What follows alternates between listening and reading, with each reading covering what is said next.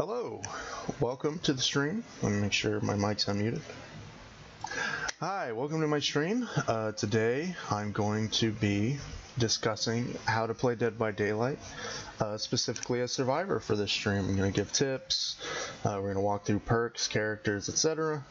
I'm going to do the tutorial and just explain what the game is in general, so as if you're somebody almost completely new. I'm the true hurdy-gurdy man on Twitch. And so yeah, let's get started. True fan of Dead by Daylight as well. Hurdy-gurdy fan. Very funny. Anyway, so Dead by Daylight. For all intents and purposes, the base level idea of the game is it is hide and seek with a horror theme. By that I mean you run and hide from a serial killer, and you play as a survivor. In other words, the serial killer is the person who would be it, the seeker, and the survivors would be the hiders. It's a very simple game and concept of that. Of course, there's other objectives besides just hiding. The way the game works is you want to power on these generators you want to fix them to power up these gates, the exit gates, so you can open them and leave, winning the game if you make it out alive. Whereas the killer's goal is to knock you down and put you on hooks to sacrifice you to this magical god creature called the Entity. That's the more complex version, but basically it's hide and seek. So we're going to start the tutorial real quick just so you see what it's like to play a survivor before I get into loadouts and currencies and stuff. It's an asymmetric game. It's 4 versus 1. 1 seeker, 1 killer, and 4 survivors. This is a generator. It's almost done. You can tell by how all 4 of these pistons are pumping. That's a surefire sign. You walk up to it. You hold mouse 1 if you're playing with mouse and keyboard. Personally, I prefer playing with controller, but for at least one match here, I'm going to play with mouse and keyboard, just because that's the default controls on PC. There's 5 generators you have to complete on every map, and there are a total of, I believe, 7 generators that spawn in total. Their spawns are random. They're picked from a selection of randoms. This is an escape gate right here. This is generally what they look like usually, and the way to open them is all the generators are powered, all those. You get 5 powered, and then you come up to this. You hold this. You hold your mouse 1, or as whatever button, and this starts. The gate takes exactly 20 seconds to open, I believe, without any effects being added to you. Perks in this game that can change things like that, so you have to be careful. And then you would just run out of the gate here. Yeah, skill checks. So whenever you do a generator or various other things, you can get what's called a skill check, which is while you're doing this, you hear that noise, that ding noise, and then that circle pops up and you have to hit the button space on mouse and keyboard by default to make sure that you don't blow up the generator and make a noise that lets the killer know where you are. When a skill check does pop up again, there's a little white area inside the rectangle. I missed it. But if you can hit that, it's a great skill check. It makes that repair bar at the bottom fill up a little bit faster, and that just makes things better. You also get more points for it, so let's see if I can hit it. I'm not used to mouse and keyboard, so my timing's a little off, but you can still get goods and they work just fine. When all the generators are powered, if you saw that little bubble by the exit gate thing, that tells you where the gates are. There's always 2 gates, and they're always along the outer wall. When you're near the killer, you hear this heartbeat noise, like ba-bump, ba-bump, ba-bump. It's faster the closer he is, and that lets you know the killer's nearby. That's the trapper. That's one of the killers, and obviously he's on me, so the music is loud and the heartbeat's playing. As I get further away and break line of sight, the music stops because he's lost me, in theory, and as I get further away, the heartbeat stops as well.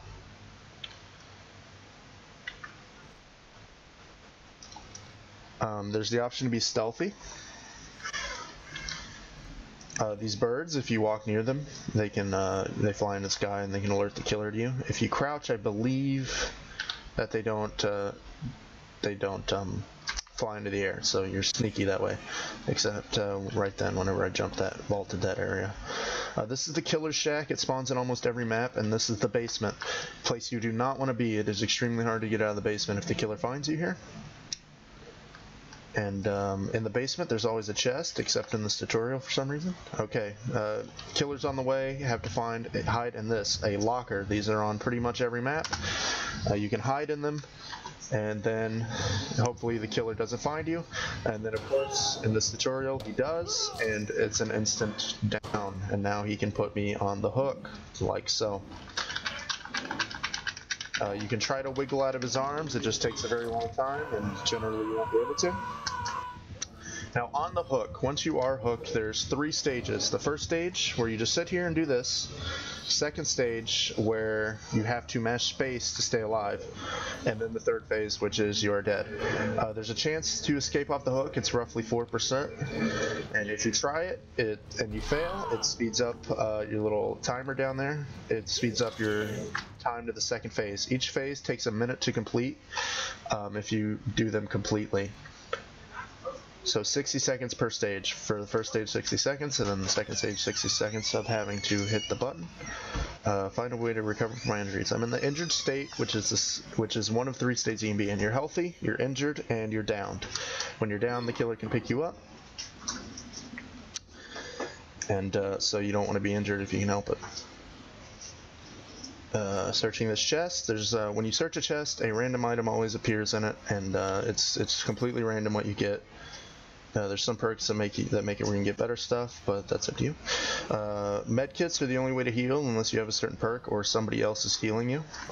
So I'm gonna heal myself here for a little bit. Skill checks do pop up when you're healing, so you have to stay on your toes.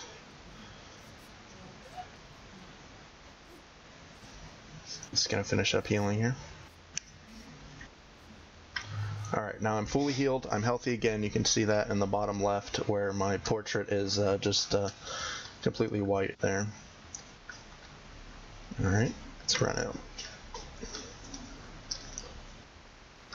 I can hear the killer if you hear that music and the heart rate. Ah, I see. So that's one of my friendly survivors being hooked. Basically the best way for them to get off the hook now is for me to go over there and save them. You have to be very careful when you do this because the killer can interrupt you, or they can just hang around to just knock you down or knock them down immediately. So it's unless you have certain perks, which we'll discuss later, you don't really want to pull people off the hook when the killer is around, unless you're willing to take a protection hit for them, which is the killer hits you instead of them and you go down a health state, which hopefully you're healthy when you do that. It's a game about sacrifice and teamwork. You have to be extremely careful.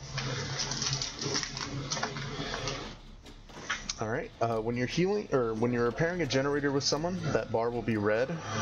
Excuse me, okay.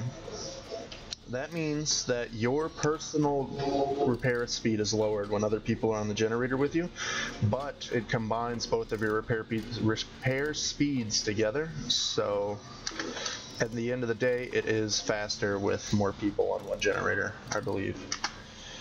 But you have to weigh the value of multiple people on one generator versus multiple generators being done at once. As mentioned earlier, there's a way to escape the trial, which is you power all 5 generators and then you open the exit gate. But there is another way. Once all gates are powered and everyone has left or has died. So if you're the only survivor left in the trial, there's a chance to have this hatch randomly spawn, and it is a way out of the trial without using the gate instantly, just like that. If you find it, that's your escape, and it's not very difficult. And that's the survivor tutorial, which I recommend you do if you intend to play the game yourself, because as you see, you get an extra 25,000 points.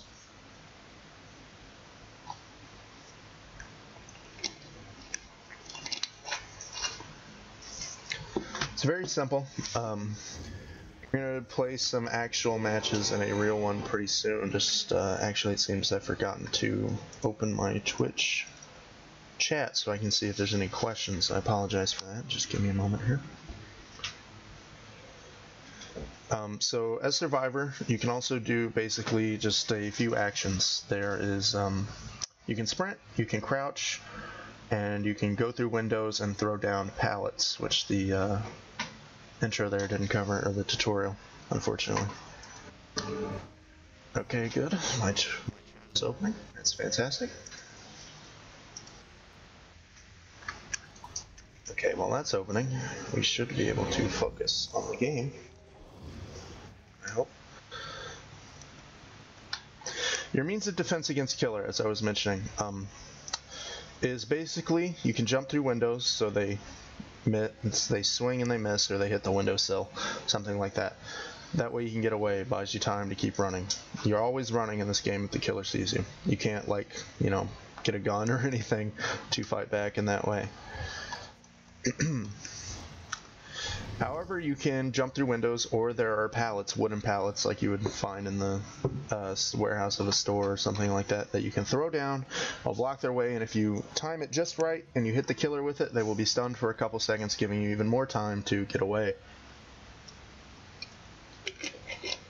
I apologize. There are many survivors in this game.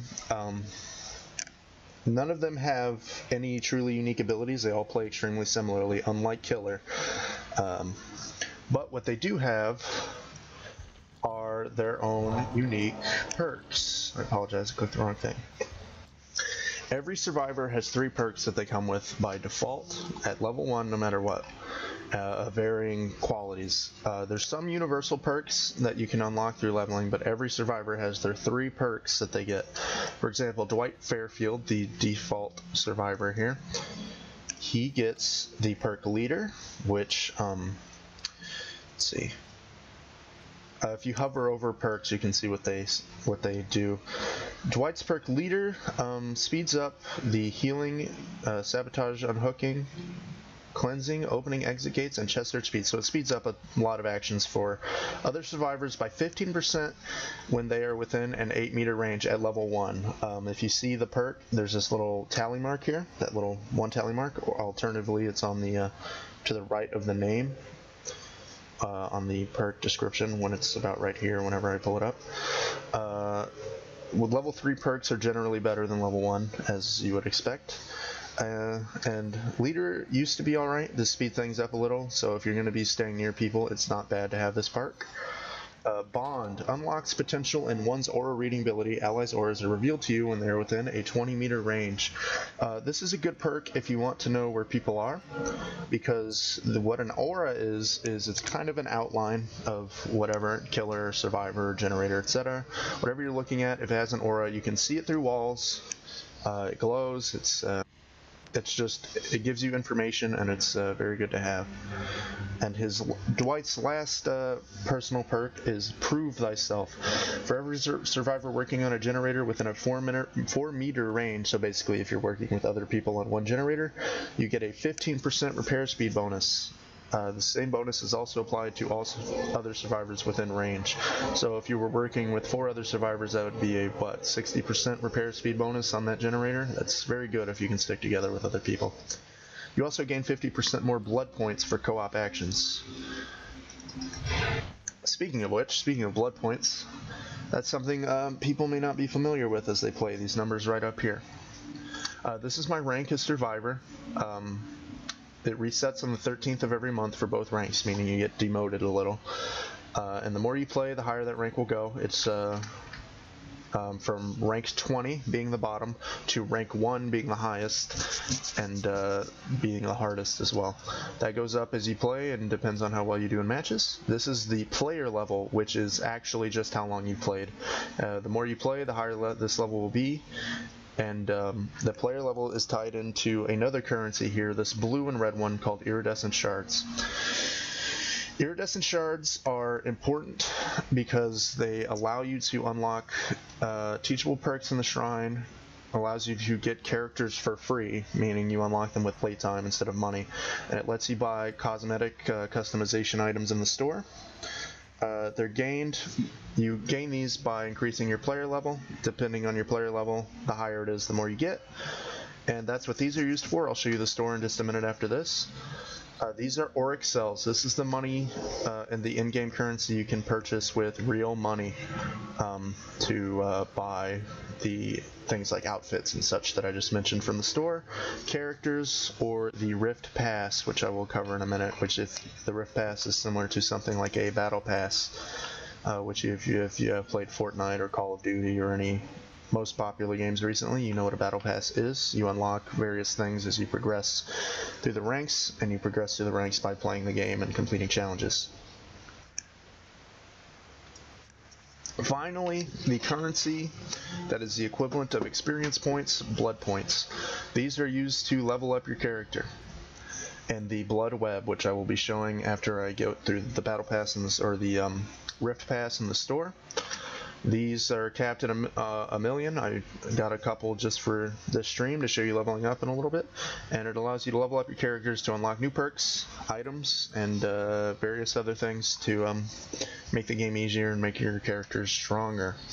Now this eyeball right here is your connection to the Rift Pass, which they have just released the Rift one. I believe it's the 4th Rift Pass that will end in 67 days. But if you click on Select Challenge, you get various challenges here. You start in the prologue here, these little eyeballs, and you make your way right to this one to unlock the next stage of the Battle Pass. And by doing that, it's challenges here. For example, be chased by the killer for a total of 60 seconds. I've completed that, and the way it works is these lines connect it, and you just pick a challenge from there. So if I did this challenge, teleport to a trap 4 times as hag, and then I unlock the path to this one to earn 12 emblems of silver quality or better. And that's the basics of the Rift Pass. If you click up here on the Rift, you will see what you can unlock. Like, for example, there's various clothes here. Meg has this, I assume this is just a top or a shirt or something. Can of worms, etc. And this is the free track up here. This is the track if you buy the Battle Pass with your money. And this goes on for 9 pages. Looks like 70 ranks here, and this is the last one you unlock, this hairdo. And that's the Battle Pass, just a bunch of cosmetics and stuff you can unlock that occasionally look really cool. And you can also access previous Battle Passes by clicking Compendium up here and checking out the challenges in that. These challenges also award you blood points, if you can see down there. I can't move my cursor down there, the thing will move. But this challenge gave me 15,000 blood points for completing it, and that's the benefits of doing these old tomes. These tomes also unlock lore, if you're interested in learning the stories of Dead by Daylight. And yeah, that's up to you. You unlock those through the compendium. Now, on to my last thing before we get back to Survivor perks. We have the store. Depending on what character you click the store button on, it'll take you to their cosmetics. This store has cosmetics that you can buy for your characters, whatever you want. This one costs 1,080 Auric cells, so the real money currency. You cannot buy this with shards. This one you can, however. It costs 21,600 shards. There's tons of outfits for all these characters. You can buy legs individually or torsos, etc.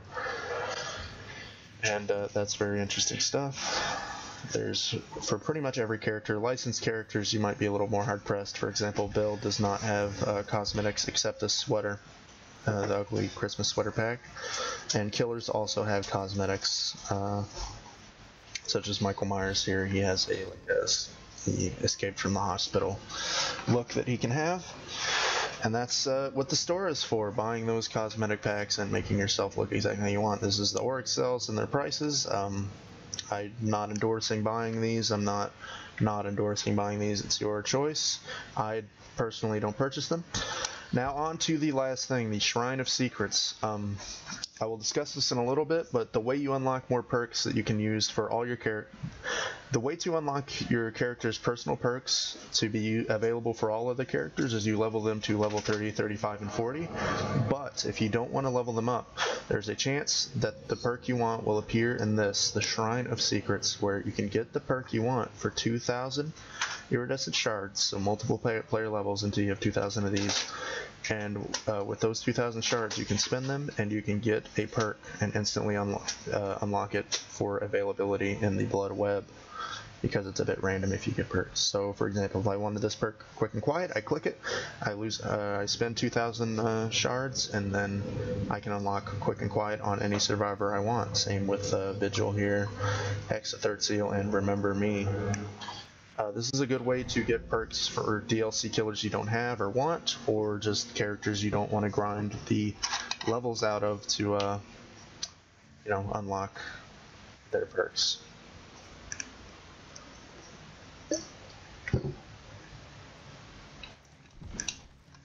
Well, just real quick, if you see that candle down there on the thing, you can unlock that. That's daily rituals, little challenges you can do to get more blood points every day. This is the friends list. If you're gonna play with friends, and that little gear is the settings menu. I play on low just for frame rate reasons. I like a high frame rate, a stable frame rate. Before I start going on about more and more perks, I'm gonna show you how leveling works. I kind of jumped the gun a little, I suppose, with telling you Dwight's perks, but this is the Blood Web. You start at level 1, and it starts pretty small, but grows as it goes. For example, bronze is 3,000, or not bronze, brown. Items are 3,000, so this one, 3,000. You just hover over it, left click. In the description it tells you what it does. This is a toolbox, allows me to break killer hooks and repair generators faster. This is offering that you can burn. It's a one-time use item that will slightly thicken the dark mist in this case. Yellow things in the Blood Web are worth 4K. I believe greens are worth 5. Purples are 6, and pinks are $7,000, or 7,000 blood points rather. Every Blood Web you get a perk. So this perk is Resilience, a uncommon but universal perk. Where it says uncommon perk, it doesn't say uncommon, Dwight perk or Meg perk. And that's how the Blood Web works. It works like this until level 10, where you just can get everything. Let me speed this up a little. Reward, very cool. Bond level 2, that's what those 2 tally marks are. There's various items you can unlock in this game. I'm level 5, that means I unlocked a second perk slot, which I will show off in a second. I will show off the loadout screen in a second.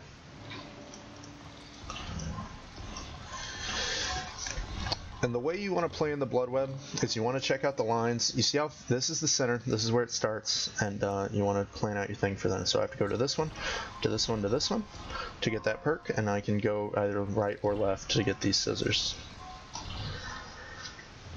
Hopefully I can hit level 10 with how much I had. This is a fantastic perk we'll discuss later, Spine Chill.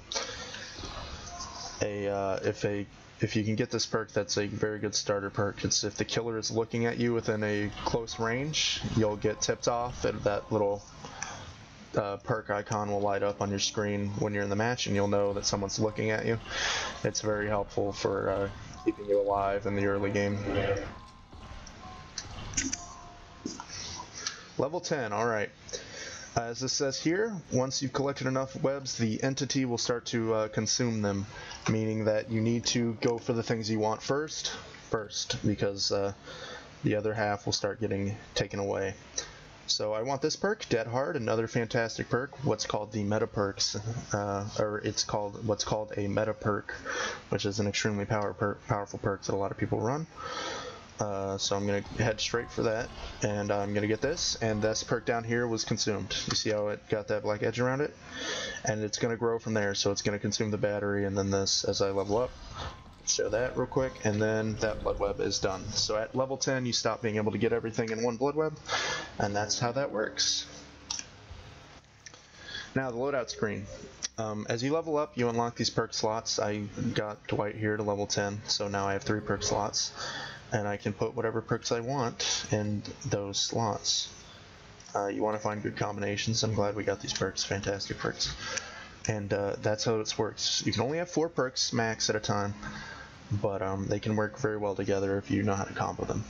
Up here where it says inventory and add-ons, if you click this, this gives you access to the items. There's several items in the game. There's maps.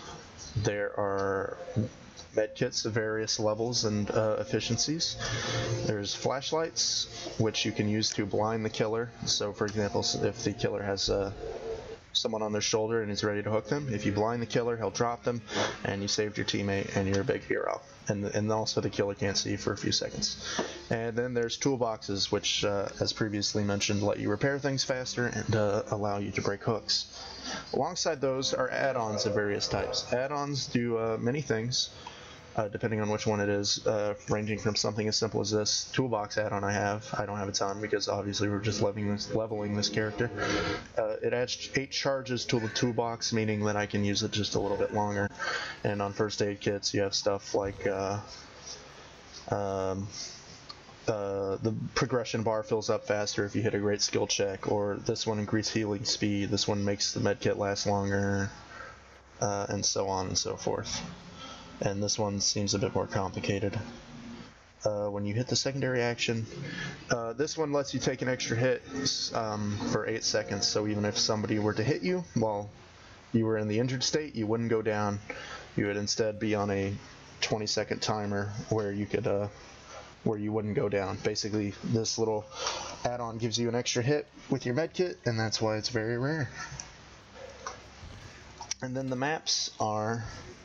Sorry, I skipped the flashlight. I'll go back to it in just a second. Maps highlight things, generators, anything you've seen in the map. Around the level, excuse me. Using map multiple times can be confusing, I know. But you hold the use button, which is right click on the mouse by default, and you can read the map and know where generators have been that you've seen, or totems or chests, anything like that. The totem I'll explain in a little bit, as that tutorial was not as succinct as I hoped. Here's a flashlight. As mentioned, blinds the killer. This one by default has 8 seconds of use, but we have a battery, adds 2 seconds to the flashlight. That's great. So we have a 10-second flashlight there. Flashlights can also be made to blind faster, things like that. You just gotta get add-ons and experiment with them, and that'll help you. There's also keys, which I did not get. I did not get a key. Keys can be used to reveal auras of killers, and if you have the very rare skeleton key, you can even open the hatch that we saw in the tutorial. That was an extra way out. You can open that without even having all the generators done and leave the game early, or escape the game early if you were so inclined. Offerings. These are one-time use items you unlock in the Blood Web, and they allow you to do various things, ranging from this would let me go to a specific map, or at least greatly increases the chance of me going to a specific map if I were to burn this. So, you know, if I wanted to go to that map for one reason or another, I could do that. This grants me bonus experience points, blood points, in the altruism category. So if I'm healing other people and helping them off the hook and doing other nice things, I would get bonus blood points, and a lot of them work in that way. This offering slightly increases the luck of all survivors, meaning basically only affecting the chance of you pulling yourself off the hook, so it probably raises it from 4% to about 5%. 25% bonus blood points in all categories. Start the trial as far as possible from the killer, not a bad add-on. More luck boosts, slightly lessens the dark mist. So there's a fog in all the maps, and if you burn this, I suppose it would just be a little easier to see you. And this is the opposite of that, and then there's more experience points ones. Alright, that's the layout of the items, the add-on, the ranks, the currencies, etc. Let's get back to perks before we hop into our own full game here. I've already been going for almost 30 minutes here. It's a lot to explain. Almost forgot, like I said. Here's the customize menu. This lets you change what your character's wearing, so if I wanted to wear this red shirt or this, etc. for some reason, I could. I'm okay with not doing that, but you have your bottoms, your legs, your torso, and your head outfit, so we make Dwight bald if we wanted. And these are your charms. Let me spin Dwight around here real quick. These go on your belt. Oh, there it is. You can make them whatever you want. You can stack up to 3 of them on one survivor. Not bad if you wanted to add a little flair to your outfit. And that's the basics of just like menus and stuff, everything you need to know about that. And now let's do a quick run through all these default perks. I'll do it this way. How's that? These are the character info pages. You can get stuff like personal character lore here and find out what people what they do, their backstories, I mean, and also see what their 3 perks are. Here's Meg. Her perk Quick and Quiet. Whenever you fast vault or fast jump into a locker, anything that would make noise based on movement, it doesn't make noise. And that's on a cooldown of 30 seconds. That's a decent perk. Sprint Burst. Whenever you sprint while this is charged, you run at 150% speed for 3 seconds, and then you're exhausted for 60 seconds, meaning you can't use this again until you have not sprinted for 60 seconds. So you have to walk around everywhere or be doing generators or something.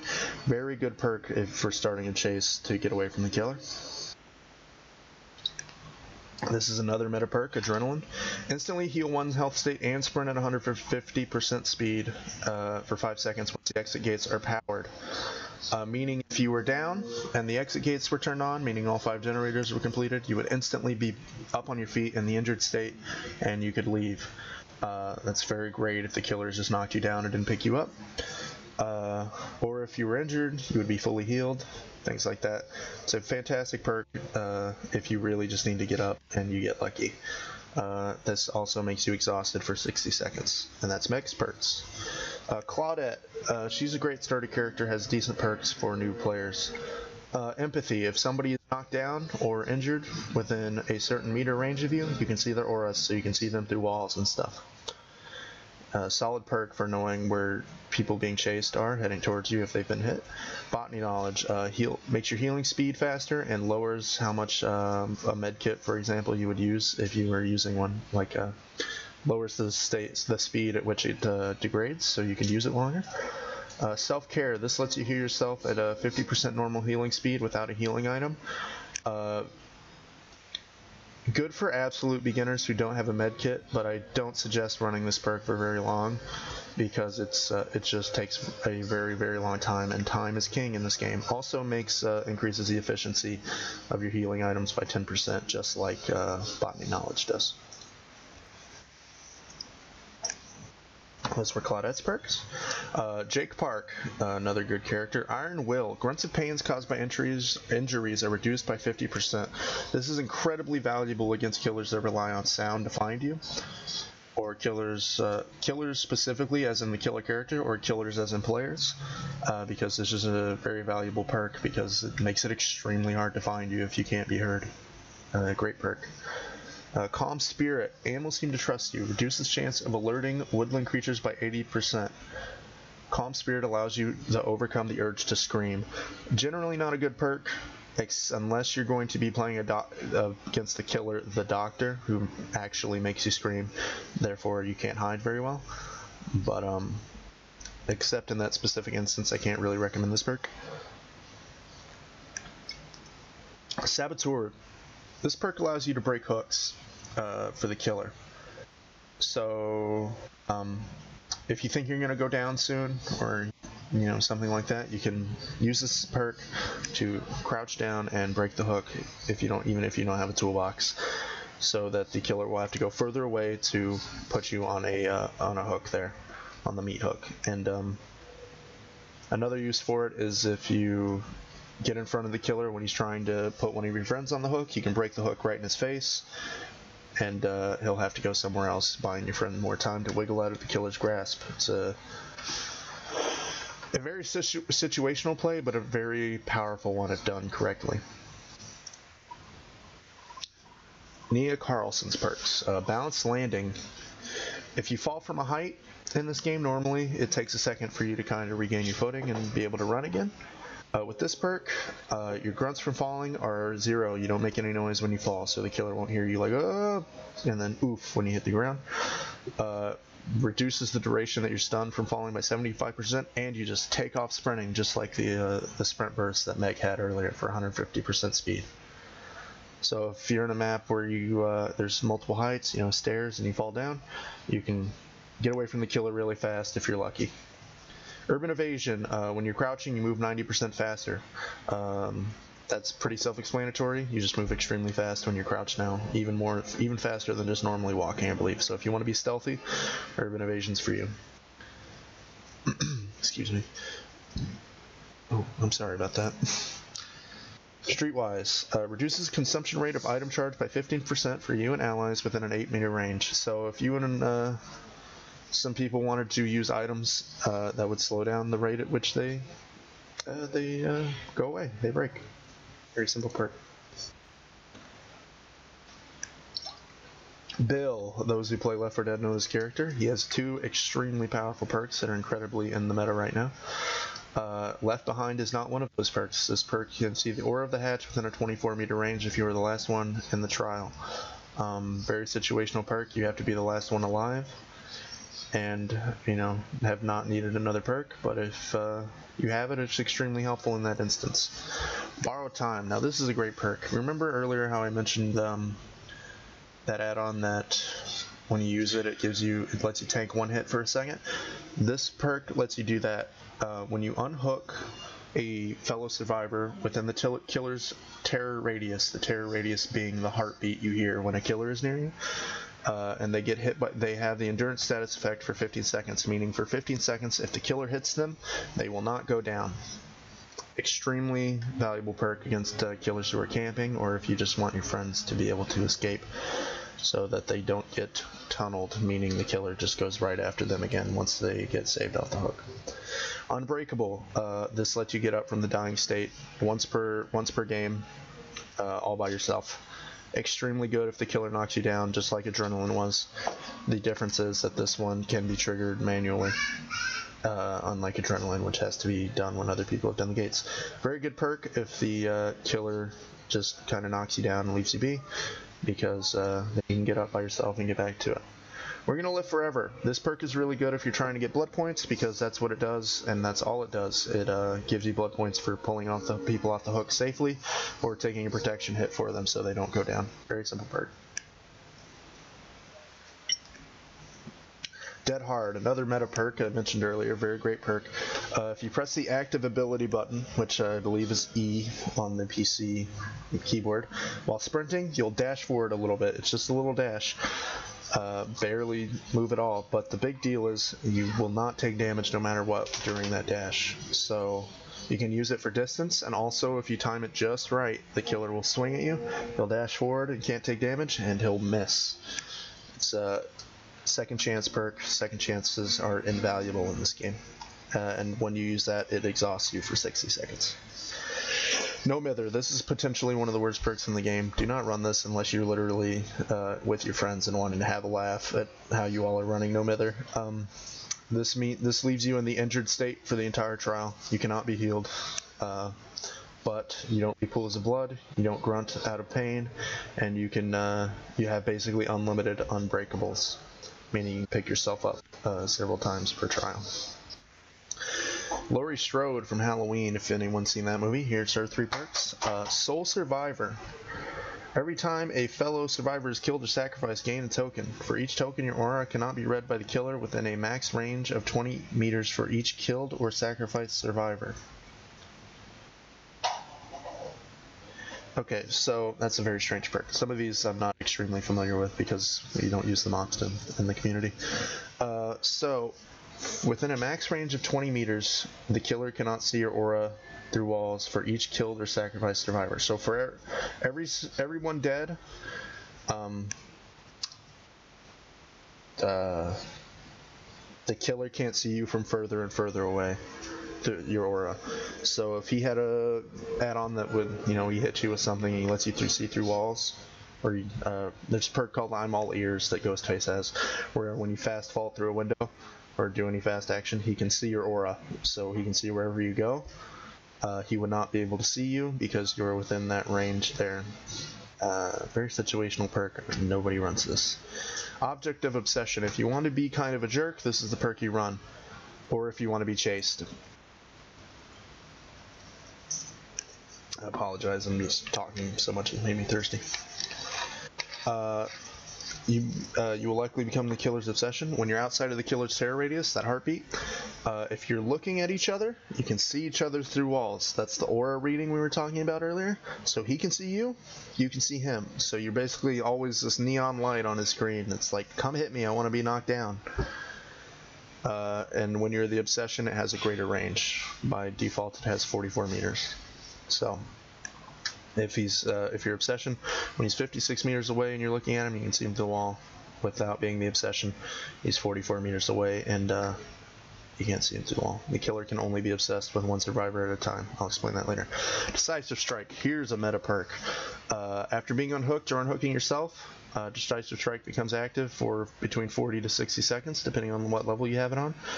And if the Killer knocks you down again and picks you up, and you get a skill check, and if you hit that skill check, you will be dropped, and the Killer will be stunned for 5 seconds. If you fail the skill check, nothing happens. You can only use this once per trial. It will stun the Killer. You will become the Obsession, and just having the perk increases your chance of becoming the Obsession. Ace Visconti, gambler type character. Perks related to that, terrible perks. For example, open-handed just increases aura reading ranges by 4 meters. So if you had Object of Obsession, you'd have 4 meters added on top of those. Up the ante. 1% bonus luck to all remaining survivors for each survivor alive. So since luck really only affects the hook, that's up to an 8% chance, not counting any offerings or anything, to pull yourself off the hook. Not a great perk. And then Ace in the Hole, probably Ace's best perk. When you search a chest, you're guaranteed a very rare or lower add-on will be on the item that you get out of the chest, and the chances of finding a rarer item are improved. Also, you keep the add-ons on your item when you escape the trial, which you do not normally do if you survive. Usually those add-ons are burned after the trial. Fangmen, Technician. The noises caused by your repairs and their hearing distance are reduced by 8 meters. On a failed repair skill check, there is a 30% chance the generator explosion will be prevented. So there's a small chance that if you mess up real bad, the generator won't blow up in your face and the Killer won't know you're there. Not a great perk, I suppose. Like if you really wanted to, you would run it for the reduced noises, but that's not really worth it. Lithe, this is a strong perk. It's similar to Sprint Burst and Balance Landing. When you jump through a window or jump over a pallet while sprinting, you will just take off at 150% your normal speed, just like Sprint Burst. Very common perk to use during chases. Very good perk for that. When the Killer performs a break action, the Killer is revealed to you for 3 seconds. Alert is the perk's name. So if the Killer breaks a pallet or kicks a generator to slow it down and regress it, you will know for 3 seconds and you'll be able to see his aura, I assume. Not a very strong perk. Quentin Smith from Friday the 13th, the remake in 2010, I believe.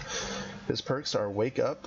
Once all the generators are powered, exit gates are revealed to you for pretty much the entire map. 128 meters is huge. And when you're opening the gates, your aura is revealed so people know which gates are being opened, and you open them faster. Very nice, not extremely useful, because of the very specific criteria for it to be effective. Pharmacy, you search through chests 40% faster, it's quieter, and it guarantees an emergency medkit on your first completed chest search. So this is a perk for if you want to get medkits and then escape with them to get a stockpile, or if you really think you're going to need a medkit in that trial, which is medkits are valuable, but maybe not for a whole perk slot. Vigil, you look over your friends even in dire situations.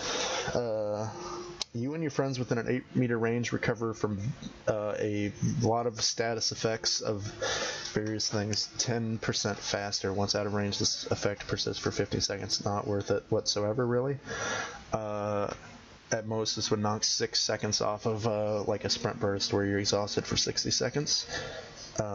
Hemorrhage, mangled, etc. It's just not worth running. It's not a big enough boost. Detective Tap.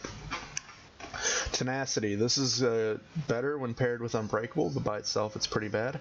You're able to crawl and recover at the same time, and when paired with Unbreakable, you would recover extremely fast. You would be able to crawl away from the Killer at the same time.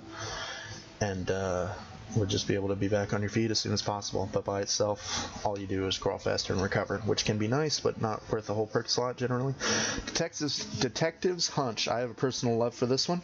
Anytime a generator is completed, for 10 seconds, generators, chests, and totems, their auras are revealed to you, so you can see them through walls, giving you a ton of information, especially if you have a map.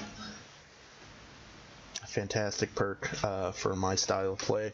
For solo queue, meaning you're playing by yourself, you don't have 4 friends or 2 friends or 3 friends, this can give you so much information you won't even really notice that you're playing solo. Stakeout. Getting close to the killer fills you with determination. For each 15 seconds you are standing within the killer's heartbeat, his terror radius, and not being chased, you gain a token up to a maximum of 2 tokens. When Stakeout has at least 1 token, good skill checks are considered great skill checks. Consume 1 token and grant an additional 1% bonus to generator progress. So for 30 seconds in the killer's terror radius, you can turn 2 good skill checks into great skill checks. Not worth it. Especially as you get better, you'll learn how to hit greats on your own. It's definitely not a good perk. Dance with Me. This is Kate's perks, Kate Denson. When performing a fast vault or leaving a locker in a sprint, you have no scratch marks for 3 seconds. Dance with Me has a cooldown of 60 seconds. This can be good to lose the killer in very specific instances if they're very reliant on the scratch marks. It's run very rarely, so it can throw them off, but I can't recommend this perk as a extremely viable one. Windows of Opportunity. Auras of pallets, breakable walls, and vault locations are revealed to you when within a 20-meter range. This is likely an extremely good beginner perk so that you can get the idea of where things are, because you don't understand the tiles and the layouts of the map and where pallets usually spawn and stuff. So this will tell you where possible escape routes are. As a beginner, I think this perk could work very well, but once you gain some experience, this will fall out of your loadout. Boil Over. When you are on the killer's shoulder and struggling, so pressing A and D or wiggling the stick back and forth on controller, the killer is affected by that 25% more, and they cannot see the auras of hooks within 10 meters. So they cannot see hooks through walls, for example, unless they're far away. Diversion. A pretty bad perk, but also extremely fun. This is Adam's first perk.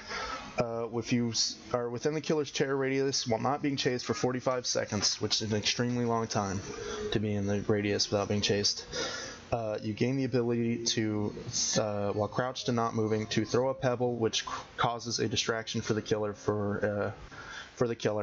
at a distance of 10 meters. This is a joke perk, basically. You just throw a little pebble, and the killer gets the noise, and he probably won't look at it, because why would he? It's not on a generator or anything like that. He'll almost certainly notice that it would be diversion. Deliverance. This is a good perk. After you've safely unhooked somebody, if you get hooked, you have a 100% chance to pull yourself off the hook. You just will not be able to be healed for 100 seconds, according to this description. So as long as somebody else gets hooked first and you save them, you have a guaranteed save, even if somebody doesn't want to come help you. Autodidact, another kind of joke perk, unless you get lucky. You start the trial with a when you get a skill check while healing someone, it actually regresses the bar by 25% here. But for every skill check while healing a survivor, you get a token up to a maximum of 3 that gives you a 15% progress bonus. So basically, every skill check you get knocks you back by 25%, but you heal much, much faster once you have all your tokens. Kind of a joke, really a meme build, but I guess could technically be useful in some situations, as long as you're getting skill checks. Jeff Johansson, his perks: Break Down. Anytime you're removed from a hook, escaped or saved, the hook breaks and the killer's aura is shown to you for 4 seconds. This could be good if you're worried about getting tunneled by the killer, meaning that you get pulled off the hook and they just rush you, even though that's kind of a bit of a jerk move. It's not against the rules, so they can do that. The problem with that is if you're going to run a perk that's anti-tunneling, Decisive Strike is better. It stuns the killer. He can't just down you anyway and then take you to a hook. You know, that's not the one that broke. So decent idea in theory, but just not good enough to beat Decisive Strike. Aftercare. You see the aura of every survivor that you rescue from a hook or rescues you from a hook. You complete a healing action on or complete a healing action on you. So if somebody helps you, you see the aura. That just gives you information on one person is. Not a great perk. Distortion. You start the trial with 3 tokens. When your aura would be shown to the killer, Distortion activates and a token is consumed. For the next 6 seconds while Distortion is activated, you do not leave scratch marks and your aura will not be shown to the killer. Distortion does not activate when you are in dying state or in a trap. So you get 3 chances where if the killer was going to see you through the wall, he would not see you. So this could, in theory, be useful. For example, if the all ears perk I mentioned earlier, where if you fast fault, the killer can see your aura. If you had this, you would be able to throw them off a lot easier, but they would also almost immediately know you have it. Not the best perk, but probably the best one out of, definitely the best one out of Jeff's perks. Nancy Wheeler. From Stranger Things, if you've seen that show. Better Together. The aura of the generator you are currently repairing is revealed to all other survivors located within 32 meters, so basically puts out a notification that for them to come help you. Excuse me. And if another survivor gets downed while you are currently repairing a generator, you see the aura of all other survivors for 8 seconds. Not a great perk. Unless you really need that information or want people to... Actually, if you have a challenge for people to come work on generators with you to do cooperative actions, that would be nice to get the word out. You can see your own scratch marks at all times, and while uninjured, you walk faster. Walk 10% faster. Not a great perk. This tells you what the killer can see, which if you're playing both sides, you know. The scratch marks when you sprint, that's something else the tutorial didn't say, is when you sprint you leave basically a footstep trail that can lead to you if you're not careful. They fade after a few seconds, but they'll follow you wherever you go. Inner Strength. This is definitely Nancy's best perk. When you complete a dull totem... Wait, did I miss it? Okay, every time you cleanse a totem, meaning there's 5 little totems. They look like a skull sitting on top of like femurs, you know, leg bones. And when you break one of those, you activate this perk. And if you hide inside a locker for 10 seconds while injured, it automatically heals you. This is an extremely fast way to heal yourself, but there's only 5 totems on the map, and they can be difficult to find. This is definitely your best perk. You should run this instead of self-care, I'd say, if you really need a self-healing perk and don't want to bring a medkit. Steve Harrington, also from Stranger Things. His first perk, Babysitter. When you unhook a survivor, the unhooked survivor leaves no scratch marks or blood trail for the next 4 seconds. And you and the killer see each other's auras for 4 seconds. Not a great perk. The only reason you would want that is if the killer was right there, because 4 seconds isn't a very long time for those scratch marks to not be there and stuff. And if the killer's already there, the aura's not going to distract him, and he's not going to lose them because of no scratch marks. While you're on the hook in the struggle phase, Camaraderie activates. If another survivor is within 16 meters of you while Camaraderie is activated, the hook timer is paused for 26 seconds. So that extends how long you can be in the second phase, so how long you have to mash. Just doing that once would extend that to 1 minute and 26 seconds that you can be saved. That's a very long time, but also extremely situational. If they're that close to you, they're almost certainly going to save you. This would only be a good perk if, say, somebody else on your team had borrowed time, but you were close enough to stop the timer while they had to get over there and save the person on the hook themselves. Not a great perk. When you have healed other survivors for the equivalent of 1 health state, so you've brought them from dying to injured or injured to healthy. Next time you are unhooked or you unhook yourself, you're affected by the broken status effect. After 34 seconds, you will be automatically healed from injured to healthy. Not good. If somebody pulls you off the hook, they should just heal you. It's faster. Yeah, this is a really bad idea.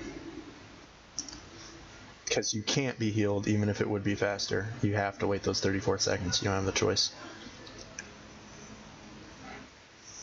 We're getting to the end here. We only have a few more survivors, I think. There's a lot of stuff in this game now. It's been a couple years. Lucky Break. You've had your fair share of bruises, but luck's always on your side. Anytime you are injured, you won't leave trails. Activates anytime you are injured. You won't leave trails of blood for 2 minutes. Once the total duration has elapsed. Oh, I see.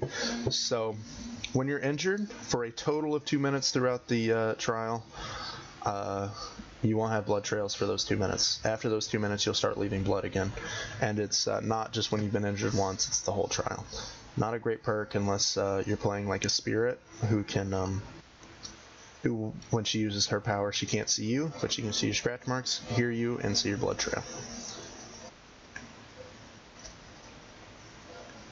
Any means necessary. If somebody's dropped a pallet, you can go up to it and hold the active ability button for 4 seconds and put it right back up. Very situational perk. Killers worth their salt are probably going to break pallets that are worth putting back up anyway immediately. Such as the one in the Killer's Shack, which is referred to as God Pallet. That would be great to put back up, but the killer will probably break it instantly. So, very situational, not likely to be useful. Breakout. This perk is actually come in handy for people that are running it to save me several times. When within 6 meters of a carried survivor, you gain the haste status effect. You move 5% faster, and the carried survivor wiggle speed is increased by 20%. So they can get ahead of you, try to save you with a flashlight or block the killer while you wiggle out as fast as humanly possible. Gives you just speeds up your chances of survival and really helps a lot. Serena Kassir. I apologize if I pronounced that wrong. Off the record. Once you are unhooked or escape from the hook, off the record activates for 60 seconds. While off the record is active, your aura will not be shown, and grunts of pain caused by injuries are reduced by 100%. Discount Iron Will and that Jeff perk, I believe it was, that doesn't show your aura. It has potential use if you're worried about aura reading for some reason in the next 60 seconds. This isn't a terrible perk, especially if it activates more than once, which it seems like it does. But it's not extremely powerful. I don't dislike this perk, actually. After repairing a generator, red herring. After repairing a generator for at least 3 seconds, it will be highlighted to you with a yellow aura. The generator stays highlighted until it's fully repaired, or you repair a new generator or enter a locker. Entering any locker will trigger a loud noise indicator for the killer at the highlighted generator's location. So if for some reason or another, let's think. Here's the instance. You're at the end of the game, there's one generator left, the killer's kind of patrolling two that are very close together.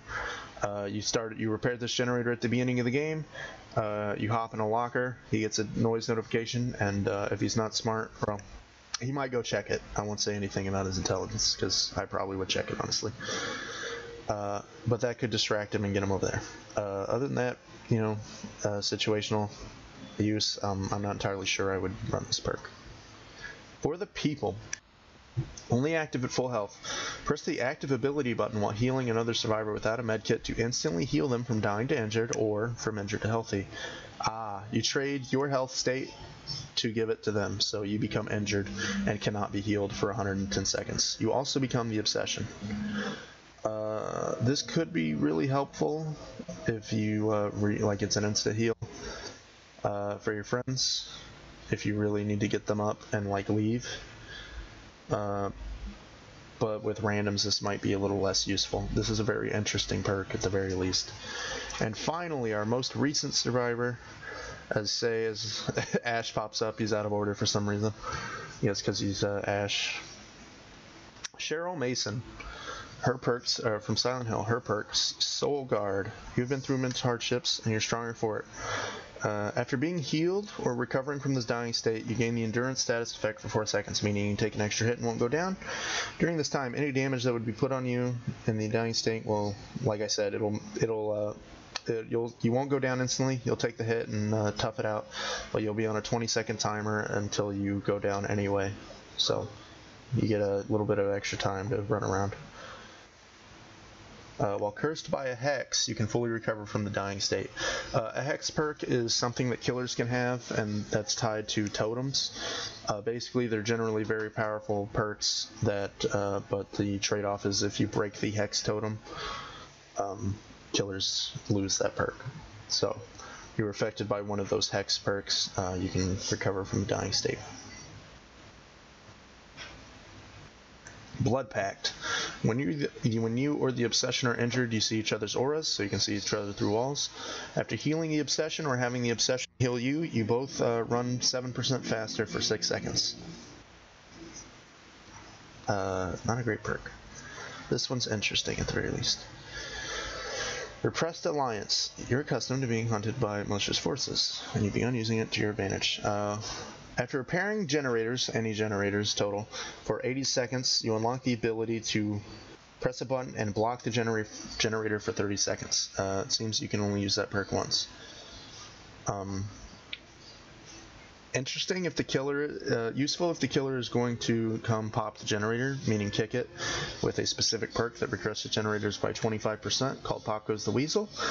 But outside of that, I don't see a ton of use for this. It kind of just blocks you out of a generator for 30 seconds.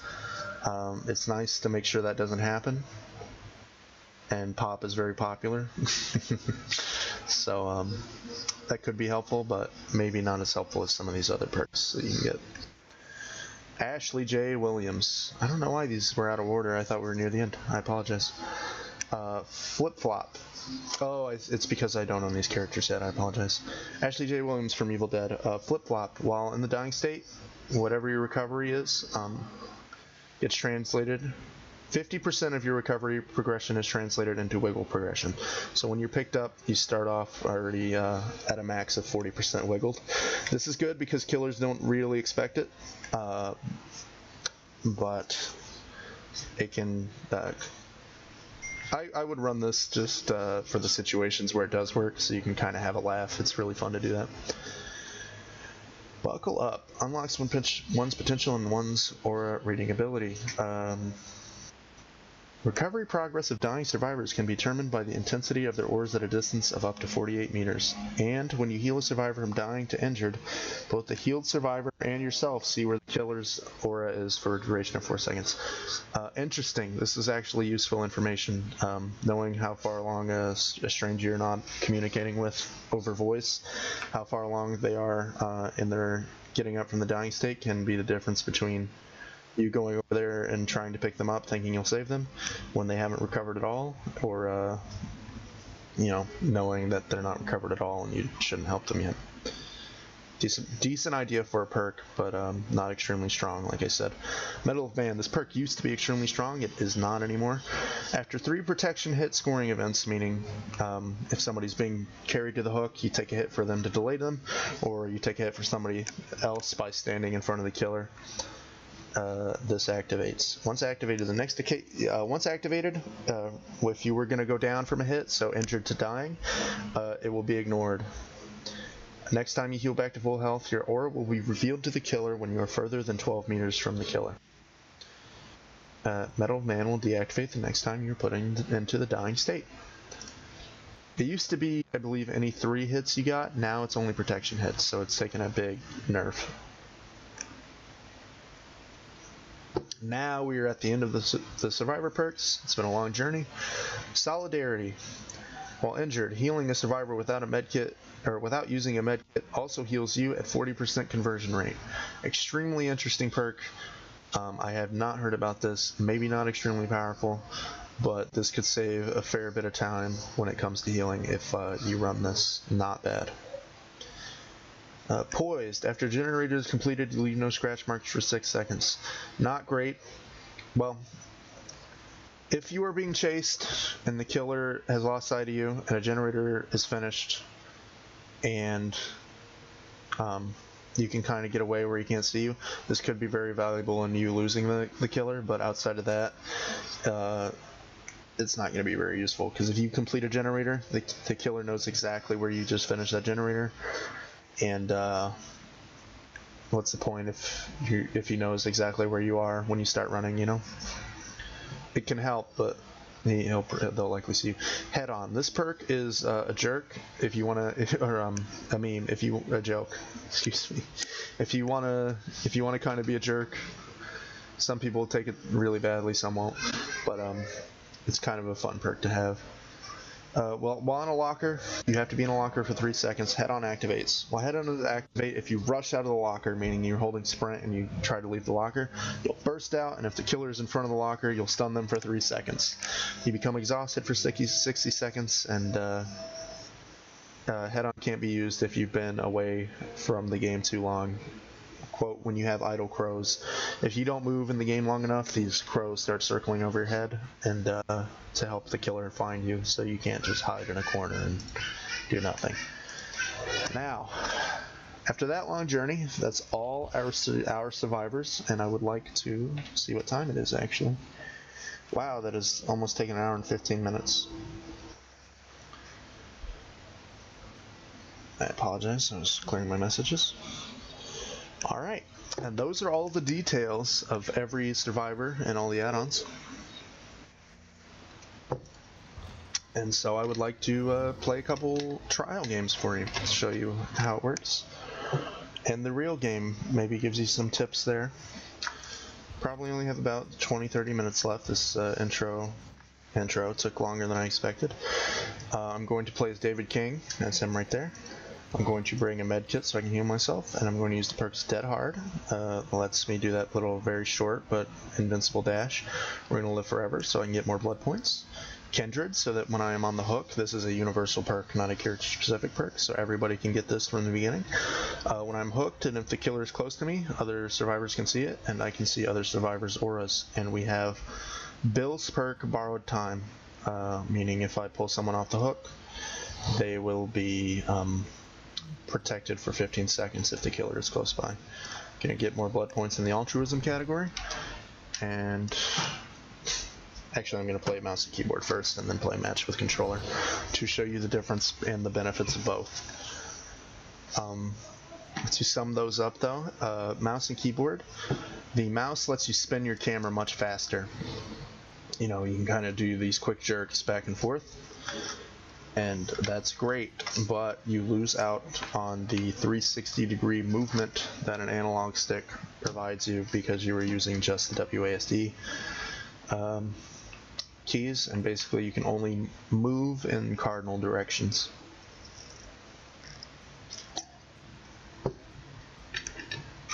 Hopefully this doesn't take too long to find a game. Sometimes matchmaking can be a bit of an endeavor, or take a bit too long. If it does take a little too long, I'll try and think of something else to discuss. As you get further along in the blood web, they'll begin to get big like this. Once you hit level 40, you will see that there are no longer 2 perks in the blood web, but there are 3. Meaning if you plan your blood web purchases out well enough, you can actually get 2 perks per level instead of 1, really speeding up how quickly you can get every perk and also get it maxed out at level 3. Also, I forgot to mention the teachable perks that we went through. Those begin to unlock at level 30, 35, and 40. I see we've got a match. That's fantastic. So you will not be able to unlock those perks for other people to use until you hit those levels, level 35, level 30, 35, and level 40. We'll just say a nice good luck, have fun, and ready up. When you are in the lobby, this little green bar, it's green for me. This is your ping, meaning how laggy it is. Green is good. Green is what we want, so we're good there. This is the ready up bar. Each little tally mark is survivors, and the slash is the killers. So me, Bill, and this Yui are readied up, and as well as the killer. But this Yui is not ready to play apparently.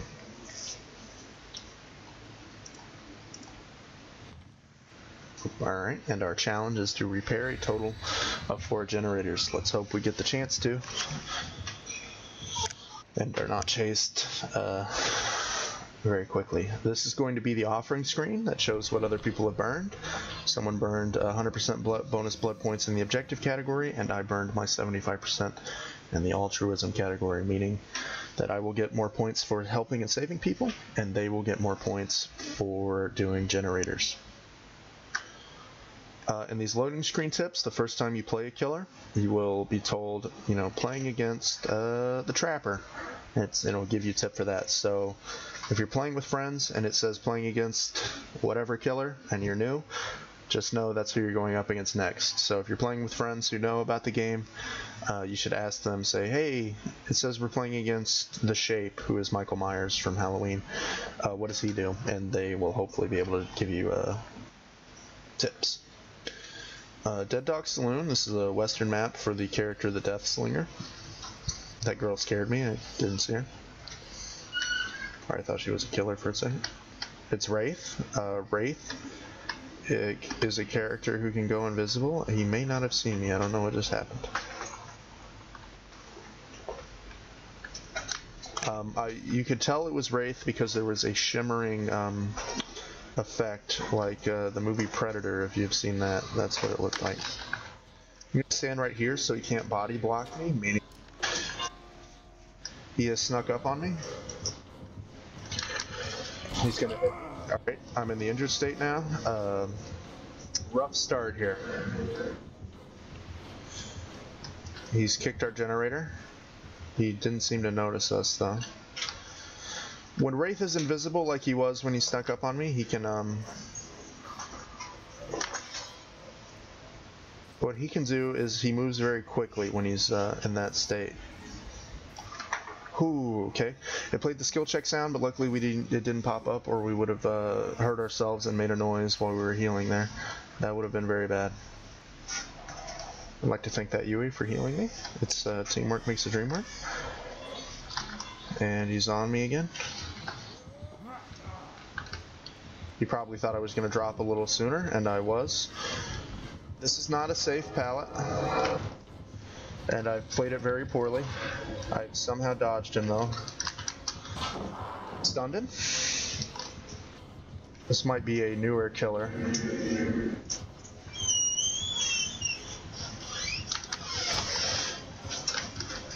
Double back. Alright, he rang his bell so that he can move faster now.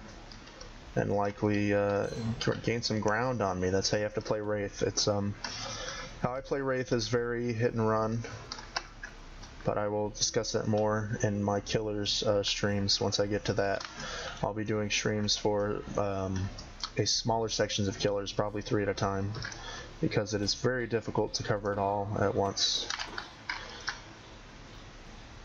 There's an open window here. I think I just saw Wraith. I saw something. I heard his heartbeat for a second. Okay, he's hit somebody else. You can always tell the health states of your friends and fellow survivors in the bottom left there, where all our names are. It seems that Sakesy is hurt. They're chasing down there. I hope she. Oh, yeah, bummer. So when your survivors are down, you can see their auras through the wall. If you see that red thing right there, they just changed them with an update very recently. They're kind of hard to see right now, but they're working on fixing those. But that's how you see fellow survivors when they're down, and pretty soon we're going to see what it looks like when they're hooked. I'm pretty sure. Alright, that girl's hooked. That's the little bubble that pops up when she's hooked. And my perk Kindred is working. Because we can see through walls. Okay, that's the benefit of Kindred. You see, I didn't notice that guy until I saw his aura. That worked to our benefit, so I can just keep working on this generator while that girl was being chased, and hopefully buying us more time to do generators. Of which we already have 2 done, and I didn't even notice. That's fantastic. Ooh, that girl was instantly picked up. She must have been going through a window. When you're injured and you're going through a window, killers can just grab you. They don't have to hit you, down you, and then pick you up. It's very efficient that way. I'm going to try and not take the direct path because Wraith is very hard to see and I don't want to be murdered instantly. And he seems to have snuck up on me anyway. It's a very common tactic among Wraiths is you hit the bell a lot, so that you can psych people out, make them think you're going invisible or something. The sound is very distracting. Remember where that pallet is. That's something you always want to know, is an escape route. This is a very tough spot to get out of. I have to drop, because those stairs are the only way up. Okay, he gave up on us and decided to go for them. These people might be friends in communication on a third-party app like Discord or something.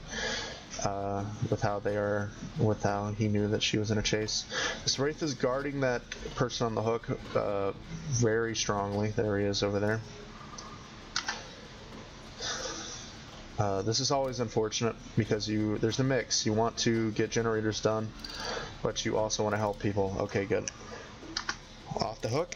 Never scratch your nose. That's when the generator checks always happen. Oh, that scared me. I didn't know that happened. So, pro tip, if you're standing on that side, when you finish that generator, the floor is going to give out on you.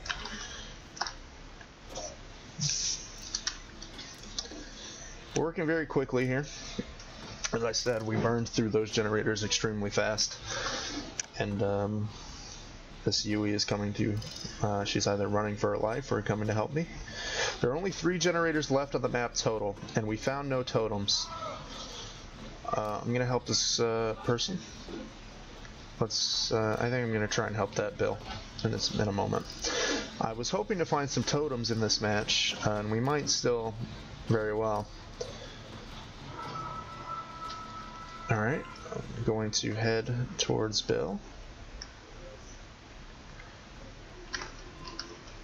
Of course, being Wraith, he ran around very quickly.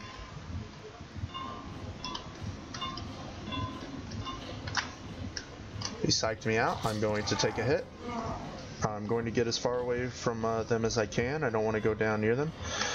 However, because of my game knowledge, I do know that the basement is over here because it was not in that shack.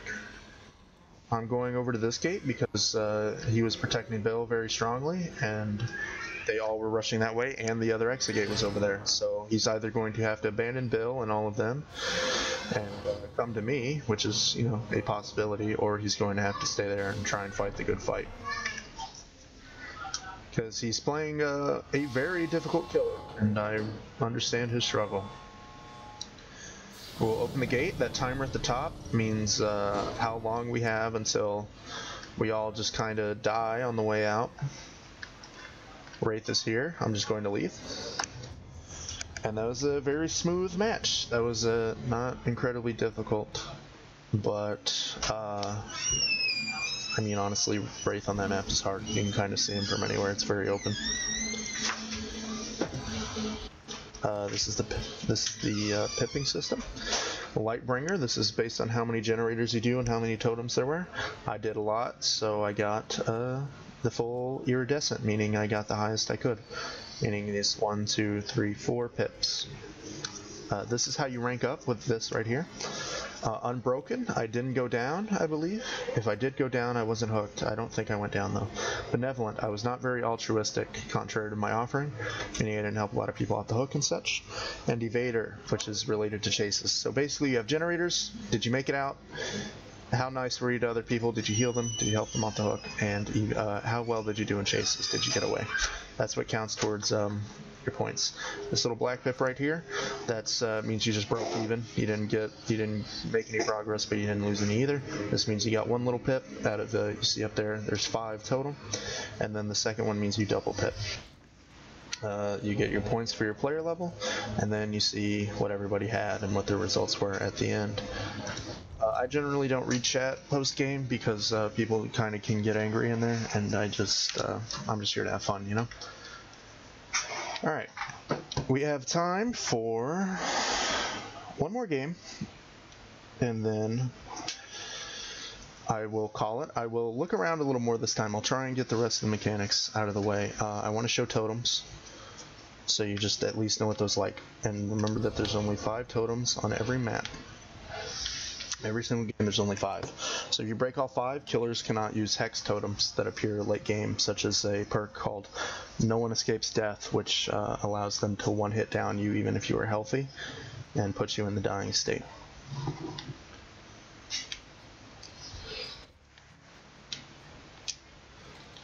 put my little crown on. I'm proud of it. I worked hard for it.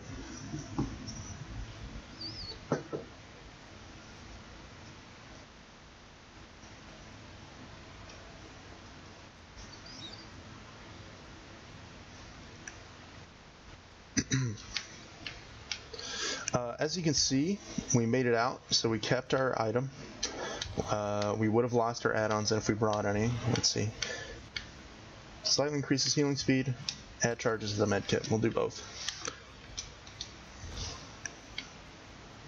So, even if we escape and we hold on to this item, we will still lose these add-ons because I'm not bringing anything to protect them. That's guaranteed. They changed it. Before it used to be you lost your item no matter what, but now you only lose your item if you die or you leave it behind. Great, we found a match went relatively quickly. Alright, ready up. Good luck, have fun. It's always nice to have good manners. You don't have to, but you know, that's what makes them good manners, is that you don't have to do it.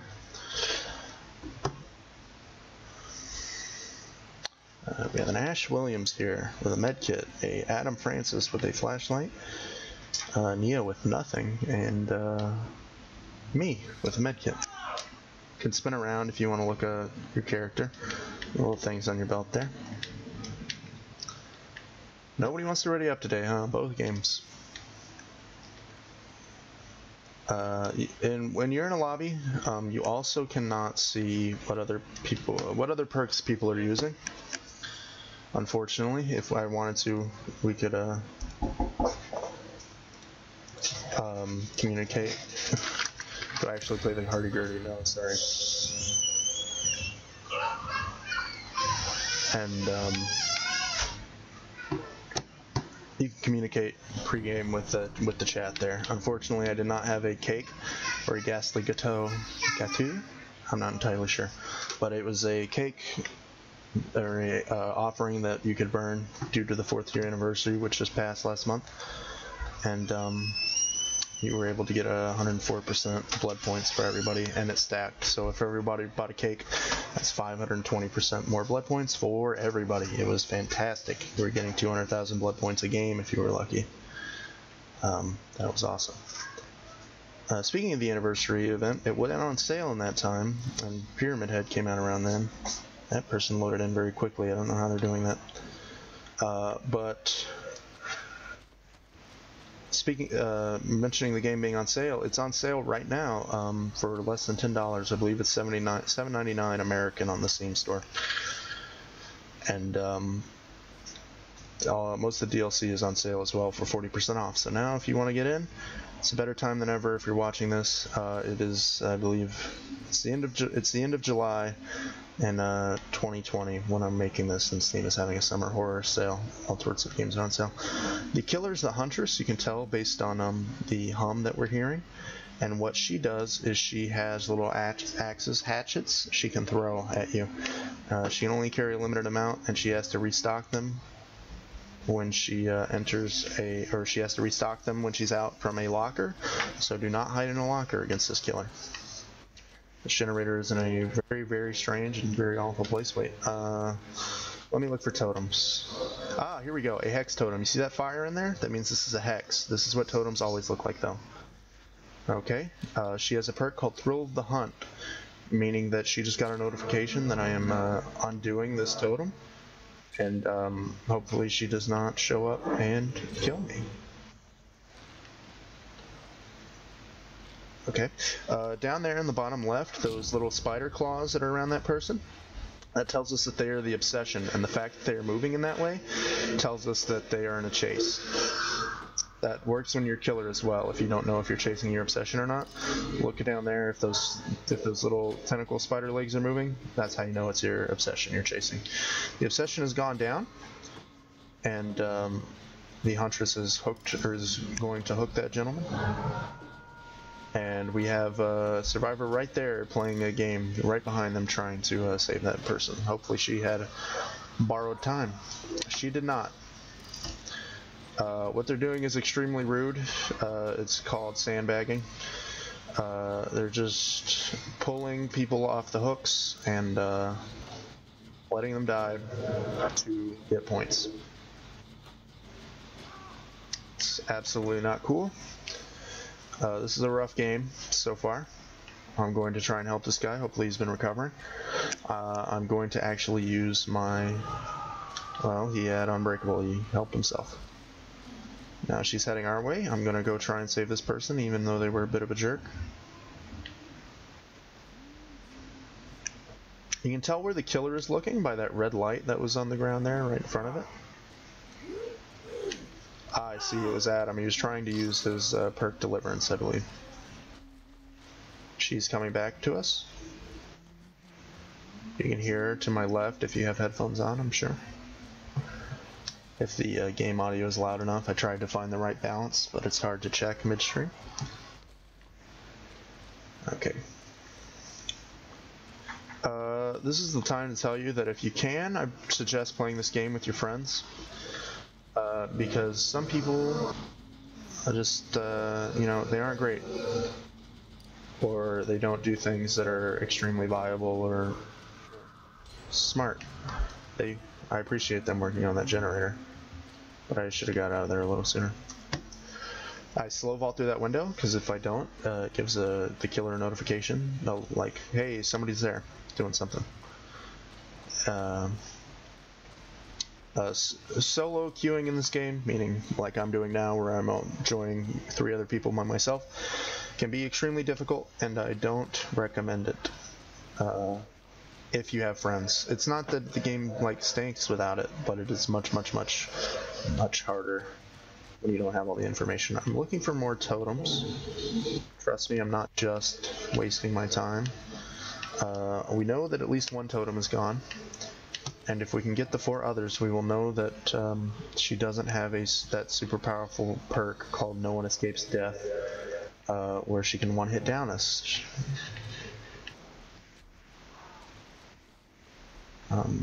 We might need to get a move on though with generators, because we only have 2 down, and she has at least 2 hooks. She sounds extremely close. I'm not entirely sure what she's going to do next.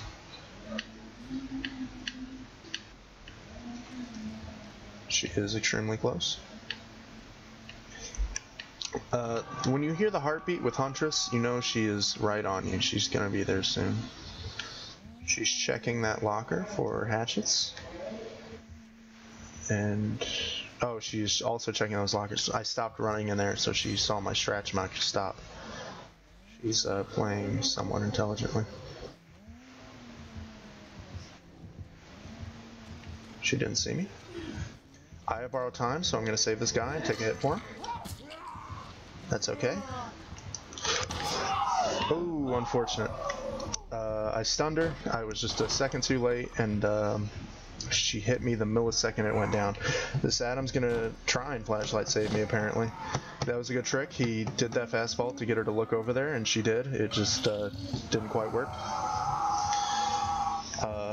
That looks great, doesn't it? The hook's barely touching me. I can probably like just pull a little and get off of that.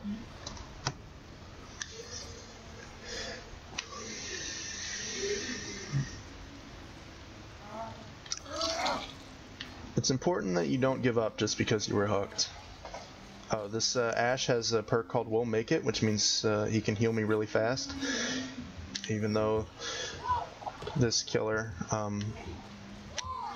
has a setting or add-on called Mangled, or she has an add-on that applies the status effect Mangled, which makes healing much slower. And in fact, it's good that Ash healed me halfway, because otherwise I don't think my medkit would heal me all the way.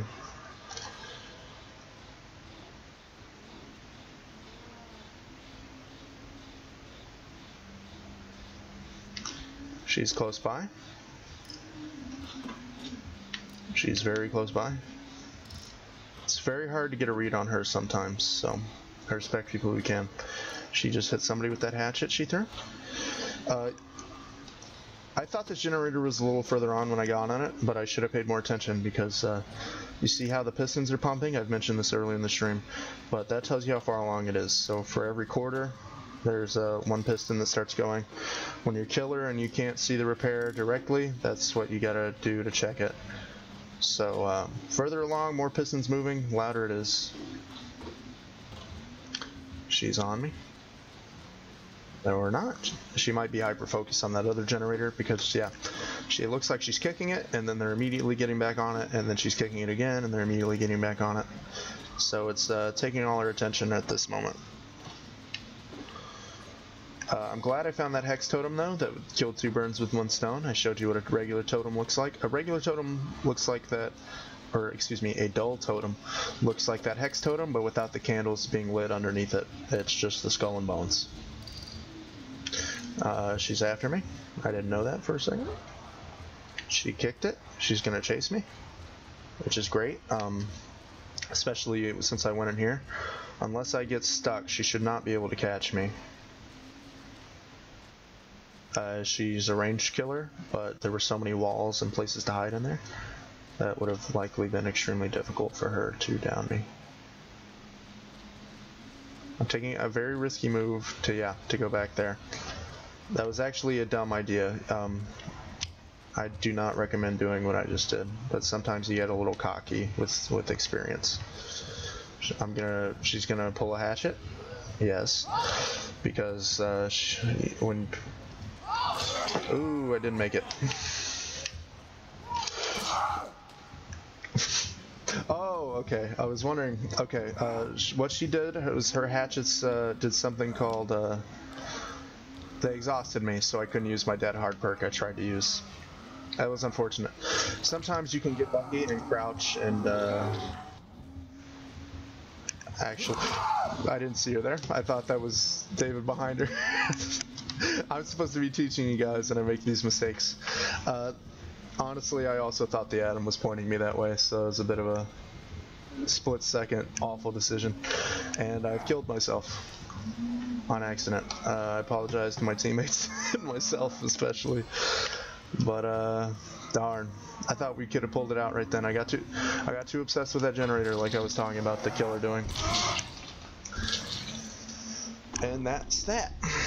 And here I was talking smack about them earlier. I guess I got my just desserts. I did get 4 stacks of We're Gonna Live Forever though, which means I got an extra 100% blood points, so double blood points in that match. And they brought a Gateau, so I got 46k. Usually the max you can get is 32k without any add-ons, 32,000. Ranks can be kind of wild in this game as well, so you know, don't they're also just more of an indicator of time played than actually skill. So like, don't assume this level 2 was crazy good compared to this level 14. As you can see, they're similar in points. But anyway, that's been my educational stream on Dead by Daylight. I hope you learned something about the perks and stuff. Unfortunately, I'm out of time. That took a little longer than I expected. Maybe I'll do a shorter part 2 at some point in the future to talk about things like doing 360s. Heck, I'll cover 360s right now, even though I can't show an example. 360 is when the killer's getting close to you. It's your last resort. You can't do anything else. And what you want to do is you want to try and bait the killer to swing at you. And what you do is you pretend like you're going to break left or right. You wobble, and then you cut right with your stick. So say you want to, or you cut to a direction with your stick. So say you want to go left, you hold left, and then you cut the camera the other way. So like you end up like going to the left, but spinning to the right, so you end up going right. Very rarely does it work, but when it does, it's glorious. And if you get it really good, you can go all the way around the killer and just walk right past them while they're still trying to turn to get you. Works a lot better on console. On PC, it's a lot harder. Maybe it's a lot easier with mouse though, where you would do the same thing. You'd go, you want to go to the left, you want to whip the camera to the right, and that would be your strategy. But try to go for pallets instead while you're a beginner. With that said, that's gonna be my stream. Thank you very much for watching. Hope you learned something. Bye bye. Follow and tune in for my killer streams when I discuss playing those killers and tips for them. Bye bye.